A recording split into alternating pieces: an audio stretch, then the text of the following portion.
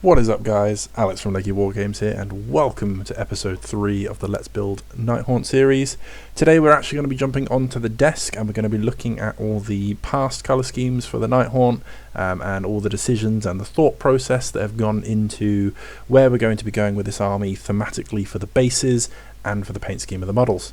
So, see you in the video.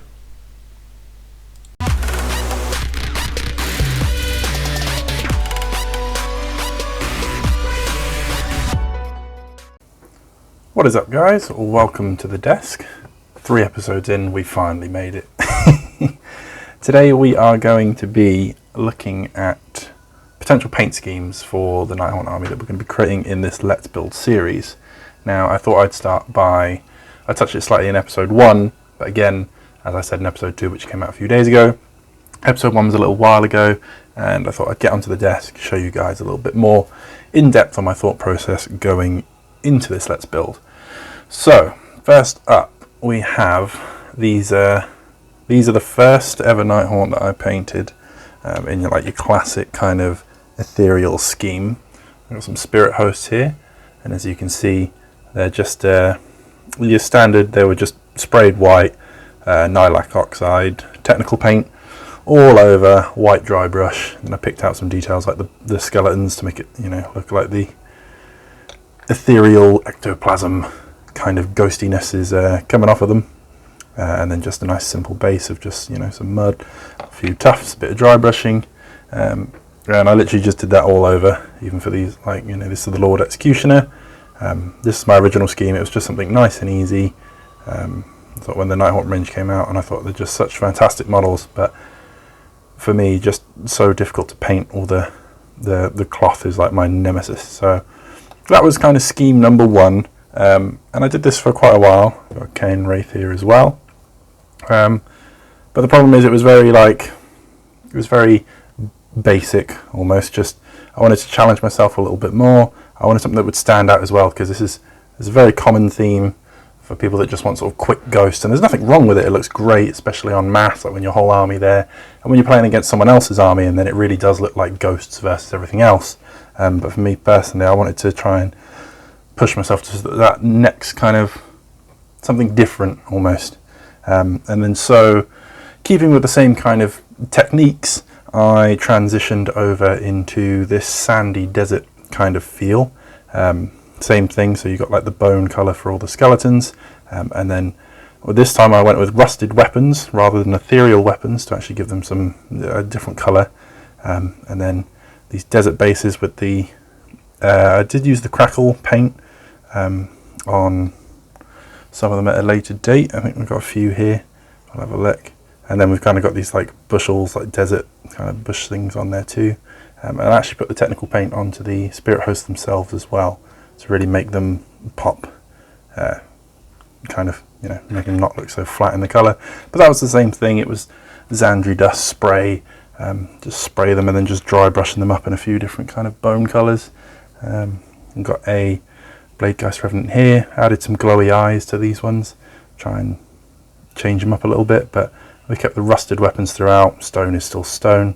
You can see it more here on this base, just there, that's got the crackle paint on there as well, as just the thing, and it's sort of on the backs of the models as well. And that came in varying stages, as some models had more than others, but yeah, so that was the same kind of thing. Again, not technically a challenge as much on those guys. It was just the spray them one colour, give them a few dry brushes over. Went a bit more with the technical paints and adding the cracks and the dust to the actual models, which was nice, made them feel a little less flat, so to say. But again, I kind of felt like I was cheating myself. Like I really love Nighthaunt, and I was like, I really want to get a paint scheme down. And then after the sandy desert ones, I saw a lot online of like wet blending, and this was the first attempt. This side not blended as well, but I was really happy with what came out on this side at the time. And then the purple into blue fade just seemed really nice, colours that match each other.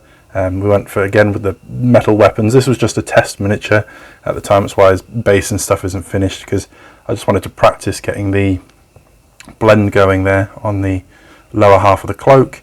My edge highlighting game still isn't very good, but it was worse when I painted this one quite a while ago. And then I tried to go with bone skeletons to try and, I want to try and do something a bit different, make it feel like they've almost used, like, I don't know, at the time I just wanted bone, I suppose, instead of like a skin. But then, you know, it doesn't really make sense for ghosts, I suppose, to be made of ghostly matter and skeleton. But that scheme transitioned into what became this in the end. I stopped highlighting the top bits because my edge highlighting was so bad at the time. I really wasn't happy with it, so I left it all dark, which now looking back at it in hindsight is a bit flat. Same with the around the edge on the blue. I don't know if you can see it much on this one because it wasn't very thick, but the edge highlight of the lightest blue all the way around the edge really makes such a difference. I never did it on this guy here, but yeah, so this was more like the finish kind of aspect to it. I thought it was really nice, really good diversity, you know, with the red gems. You've got the two different kinds of metal. You've got the, you know, your metal, and then your sort of more bronzy metal. You've got the blue and the purples. Like, there's a lot more going on, and to me this was a lot more exciting than what we'd done previous.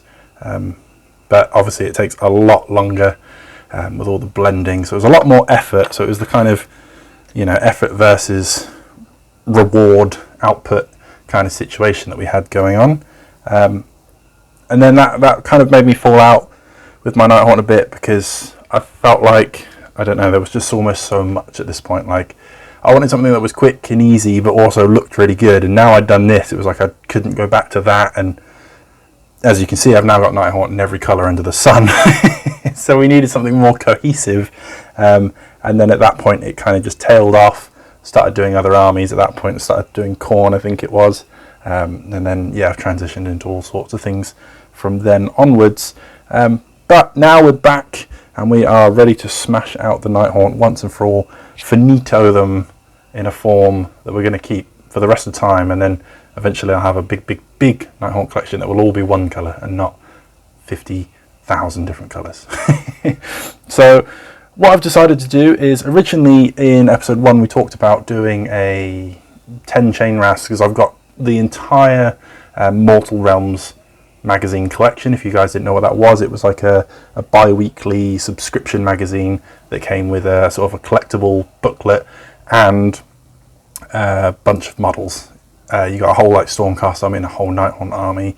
You got like brushes, paints, everything that came with different issues. So I subscribed to that, got one of every single issue sent to me, and I brought a few extras of certain copies in the shops, notably issue 1, because you could get 10 chain rasps and you got 3 Stormcast guys for £2.99, and at the time 10 chain rasps are £25, so it was like you get the Stormcast for free and you save yourself £22.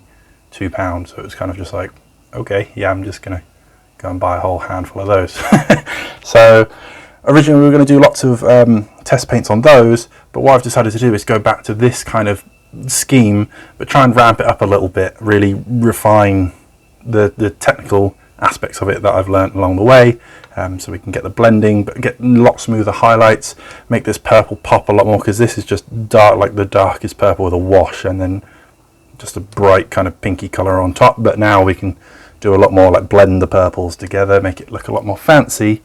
So I started giving that a go when I came back to trying. I've tried a few, we were originally going to do them on camera, but I didn't think it would be too exciting just to, you know, kind of see that. So I thought with this episode I can take you through my creative process before we jump into doing some of the actual models. So this was the first attempt of the comeback. So what we did is we kept the same sort of purple. As you can see, there's a lot more like definition in this one. We did the metals, did the two different, so the little balls on there. Sorry, I'm not really in center of the camera. So the little like details on the metal are in the brassy colour. You've got metal, black handles. Changed the bone for this kind of bluey green, and the reason for that is because of the backstory that we're going with, which you can find out more in episode 2 of the, you know, destroyed city of Sigmar, where a lot of people lost their lives to drowning. So we've kind of got this bluey turquoisey kind of undeady water affected skin ethereal colour on all the like non-roby ghost parts, and then we went with the purple. So that was the thing. I tried doing like a purple all over, because at the time I was thinking, well, I don't want to do all the wet blending. I want to try and do something that's, you know, nice, but I don't have to spend all that time wet blending. So I done that to start with, and then what I did after that is I started this guy here, where I thought, you know, the metal on this one, I posted it up on Instagram and everyone's like, well, the metal's, you know, a bit clean, you could do with a bit of rust. And I thought, yeah, actually, you know, that's a good shout. If we're doing like water, undead water guys, like, you know, being affected by rust is quite a big thing. So we come up with this for our rust. This was like a test guy. I never finished this one. It was just really to test the rust and to paint something with a bit of wood on it. Trying not to do, like, steer away from the black, like wooden colours. So just seeing what the rust would look like against some wood. Never finished the purple, never finished the skinny kind of colours on this one, whereas this one is just it was just a base colour, then a wash, and then the same base colour over the top. So I was really happy with how the rust came out. So I was like, okay, right, we've got it nailed down to purple on the top, rust on the thing, and I was trying something different with the purple on this one. Bit more highlighting, because this one was a bit flat. It was just like the same purple all over, so I was like, well, it needs to be something that has to pop. So I started experimenting a little on this guy here. I don't know if you can see it all too well, but yeah, did lots of different like layers of purple, like thin layers, and I was really happy with how the purple came out on that one. Not so much the final like highlight, which wasn't too, it doesn't pop, but at the same time it sticks out enough just to make it look not cohesive enough in my mind. So I was like, well, I need to change that up. And then in the end, we went back to the purple on blue. This was like a little test. I've swapped recently from, so these original two were in all in Games Workshop colours, and now I use scale 75. So I just wanted to try out getting that blue fade with basically what are now my different paint equivalents. And as you can see, this one is a little bit lighter because I had like a really bright blue finish. This one I tried to do it without and just paint it on the edges. Didn't do the finish of purple on this one, and as you can see, you can only rusted the top, because originally that was just going to be the blend test, and then I thought, well, I'll chuck a bit of rust on there, see how it looks. But chain rasps aren't really one of my favourite go-to models for Nighthaunt. I don't like to use them a lot in my lists. I usually just used like 20 of them in 2 units of 10 as a screen, so I never really had much love for painting up tons and tons of chain rasps, so I just lived off of the ones that are already painted from past lives.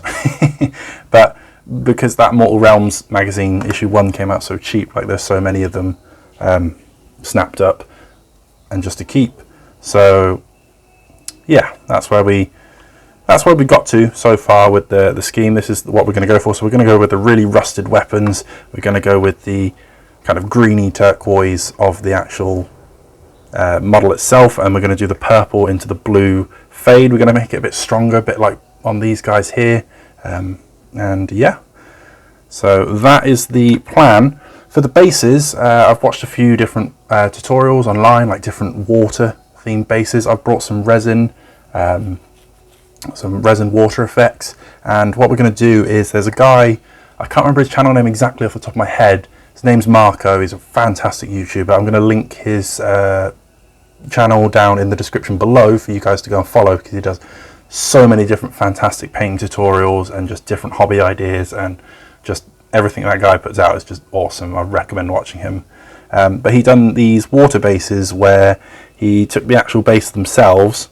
He ended up 3D printing some, but he also showed different ways you could buy from Green Stuff World, like hollow bases, or you could get what I'm going to do is get a Dremel and basically just cut out like the inside of all the base, cut that all out, so you've just got the rim, then plasticard it under the bottom, and then you end up with this hollow base. Model can go inside, and then you can fill it up with water, so you're not just putting the water effect on top and adding like, you know, an extra inch or two to the base. It will actually be inside the base, and I really like that idea. So that's something I've never done before. I've never really tried anything like that, but he did such a great tutorial on it. I thought that's a fantastic idea. So we're going to end up with these kind of blue, purple, rusted, drowned victim Nighthaunt ethereal kind of guys going on. They're going to be on these ruined water bases. Probably going to use a lot of cork, maybe get some scenery parts, so some actual destroyed like town. We can make it up as we go along. I think that's the fun of it, doing it this way, is that we're going to really can use our imagination and make each model completely different. And yeah, so that's the thought process so far. That's where we're going. That's the kind of scheme that we're going to go with. I've also thought that for the first episode, the model where I've already done a few different test paints, the first model that we are going to crank out is from issue 39 of the Mortal Realms magazine, and that is another Cain Wraith. The reason I like to start with that guy is because he's basically got a little bit of everything. Like he's, you know, as we can see from this one here, they've got fantastic amount of like robes to paint. They've also got the actual kind of, you know, skeletal frame, kind of ghosty guy underneath.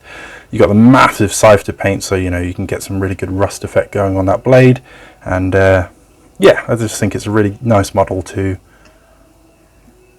finalize all our colors with. You know, like I said, with these little chain rats down here, each one's got some different things. So one's got like finished skin parts, one's got finished rust, one's got finished purple, and then that Cain Wraith can be our first finished model to go into the Let's Build for the army, and to really wrap that all up.